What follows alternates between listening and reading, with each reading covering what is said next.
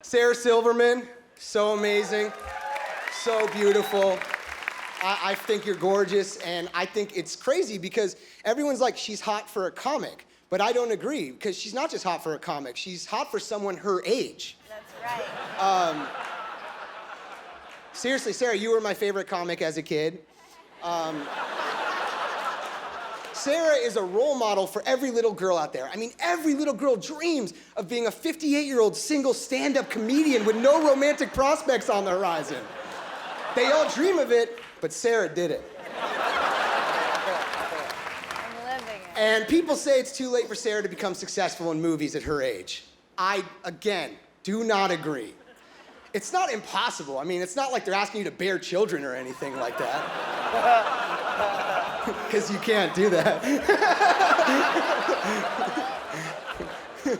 and then there's Jeff Ross, who's gonna kill me later. So I figured I should go pretty hard. Bring it. I never gave you this compliment before, but you're actually the reason I decided to become successful. I saw what you became, and it scared the living shit out of me. Jeff, you're like the ghost of me and Seth's future if we never made it.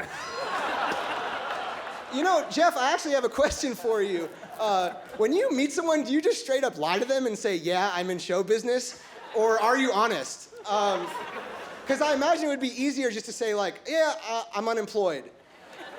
Instead of having to struggle and explain, like, yeah, I'm on TV once a year. It's like this thing where famous people come in and I'm part of it, kind of. Like, I make fun of them, but then they leave and go on to their careers, and I just kind of stay and clean everything up. But seriously, guys, can you please pick up after yourselves? It's going to make Jeff's life a lot easier.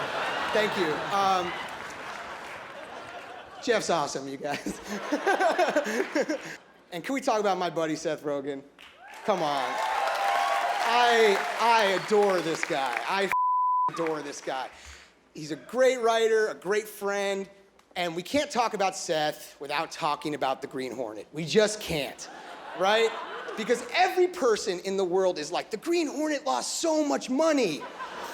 But that's not true. It didn't lose that much money. I mean, every single person in the world hated it, but it didn't lose that much money. And that's the goal after all, right? To make terrible movies that don't lose that much money. Seth's awesome. Now, James, the main course, the Feast de Resistance. James loves education. He's always going to school. Did you know that he even went to Yale? Okay, look. I know what you're thinking, and it's not true. He got into Yale just like everybody else. He got really, really famous and just kind of asked a person from Yale if he could go there. Just like everybody else. And everyone is gonna make fun of James for the Oscars. It's obvious. Everyone was saying, James was dead up there. But I think that was Anne Hathaway's fault. I mean, her for trying, like at all.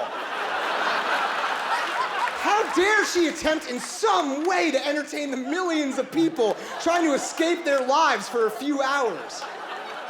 I commend you, James.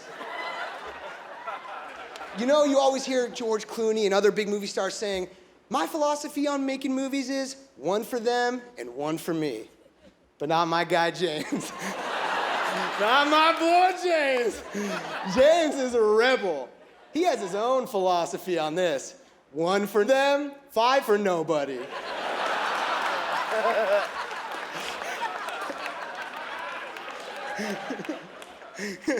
Okay.